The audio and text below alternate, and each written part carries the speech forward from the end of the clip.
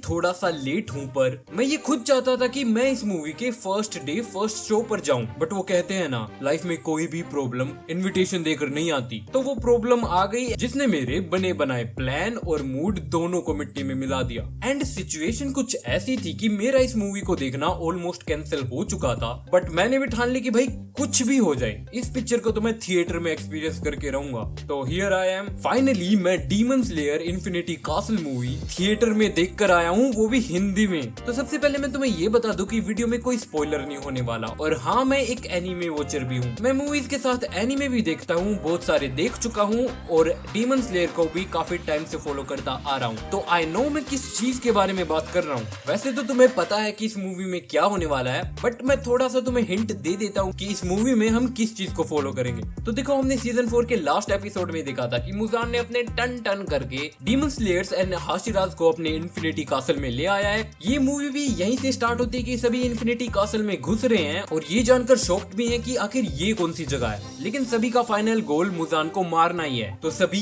ये ढूंढने में लगे कि आखिर मुजान है कहाँ, और इसी बीच उनका बाकी डीमंस के साथ एनकाउंटर होता है। मेरे ख्याल से इतना काफी है तुम्हें पिक्चर के बारे में बताने के लिए। स्टार्टिंग में हमें जो इंट्रो दिखाया है सबका कासल के अंदर घुसते हुए, जो बैकग्राउंड म्यूजिक के साथ भाई फाड़ एंट्री मारी है सबने। आई कैन टेल यू, इस मूवी में हर किसी के एंट्री के पीक मोमेंट्स हैं। सभी अपनी ओरा फार्मिंग करने में लगे हैं। एंड जब वो तांजीरो का मोमेंट आता है ना, जहाँ पर वो गिर रहा होता है, एंड फिर जो स्लो करके ये स्केल को दिखाते हैं कि भाई एक्चुअल में ये जगह कितनी ज्यादा मैसिव है। आई एम गोना से भाई, Ufotable did justice to Demon Slayer. मैंने डीमन स्लेयर की मंगा पढ़ के रखी है, तो इतना तो मुझे पता था कि एक्चुअल स्टोरी में होने क्या वाला है, पर मुझे देखना ये था कि इसके मेकर्स इसको प्रेजेंट किस तरह से करते हैं। जैसे कि जिन लोगों ने डीमन स्लेयर की मंगा पढ़ी है, उसमें जो इन्फिनिटी कासल दिखाया है वो इतना ह्यूज फील नहीं होता, लेकिन जो मूवी में हमें इन्फिनिटी कासल दिखाया वो बहुत मैसिव फील होता है, जो इस एक्चुअल प्रॉब्लम को पॉइंट आउट भी करता है कि आखिर सभी डीमन स्लेयर्स के लिए इतनी बड़ी जगह में मुजान को ढूंढना कितना ज्यादा मुश्किल है। जो एनिमेशन दिया है ना हमें, it was so beautiful. Movie में ऐसे बहुत सारे फ्रेम्स हैं जो कि लग रहे हैं कि भाई ये एक एक्चुअल पेंटिंग है,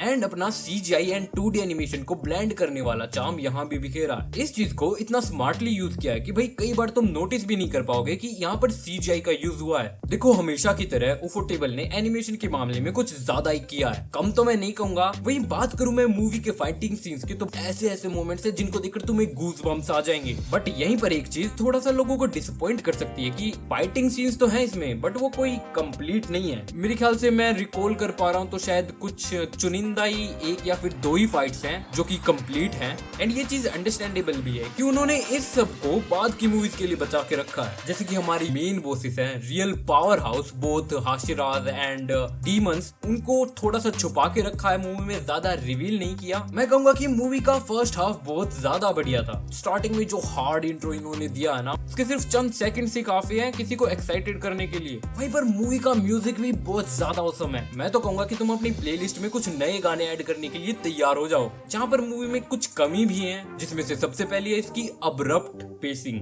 यानी कि जब ये हमें डिफरेंट कैरेक्टर्स की पास्ट स्टोरीज को दिखा रहे थे, कुछ कैरेक्टर्स की पास्ट को देखकर लगेगा कि दिस इज ओके, बट बाकियों की स्टोरीज को बहुत ज्यादा लंबा खींच दिया। जहाँ पर एक की तो कुछ ऐसी थी कि जिसको देखकर तुम थोड़ा सा बोर हो जाओगे। एंड इस मूवी की एंडिंग को भी इन्होंने कोई ज्यादा जस्टिस नहीं दिया, यानी कि एंड में हमारे पास ऐसा कुछ है ही नहीं जो देखने वाले के लिए थोड़ा सा इम्पैक्टफुल हो। उसको देखकर ऐसा फील हुआ कि मानो मेकर्स को लगा कि मूवी इतनी लंबी काफी होगी, तो यहीं पर कट कर दो और खत्म करो इसे। सिवाय एक सीन के, जो वो डीमन है ना, वो जो भी सितार या गिटार बजाती रहती है, उसके कुछ लास्ट के मोमेंट्स थे भाई, जब वो ऐसे बजा रही थी ना, टंग टंग टंग, उसके बाद जो चीजें हमें देखने को मिले, उस मोमेंट तक सब ये समझ गई थी कि इस जगह को इन्फिनिटी कासल क्यों कहा जाता है। जहाँ पर एक और अजीब चीज, इसकी हिंदी डबिंग थी। देखो, मैंने डीमन स्लेयर के हर सीजन को जापानीज में ही देखा है विद इंग्लिश सबटाइटल्स, तो मैं पहली बार ही सभी कैरेक्टर्स की हिंदी में अलग अलग आवाजें सुन रहा था। मेरे लिए थोड़ा सा अजीब था इन नई आवाजों को सुनना, एंड कुछ तो काफी वियर्ड मोमेंट थे, जहाँ पर जब वो कौवा सबको मैसेज देने के लिए काव काव करके आता है,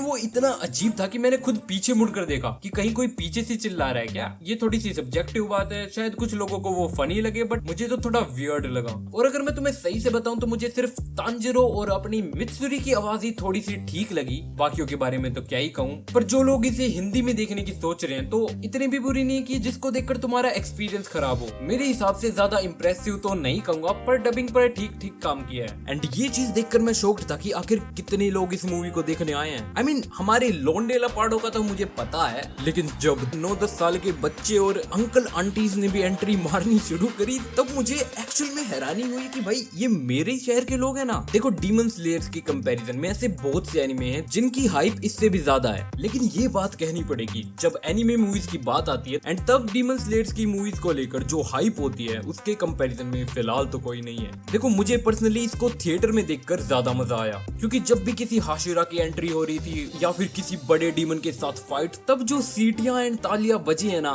इट वाज अनबिलीवेबल। जहां अगर तुम में से किसी का इसको सिनेमा हॉल में देखने का मूड है तो जरूर से जाओ। This experience is worth it. और हाँ, इतनी ब्रीदिंग टेक्निक्स को देखने के बाद मैंने भी अपनी एक ब्रीदिंग टेक्निक बनाई है, सुनना चाहोगे तो ये लो, views breathing technique, like and subscribe. Well, फिर मिलते हैं, तब तक के लिए अलविदा।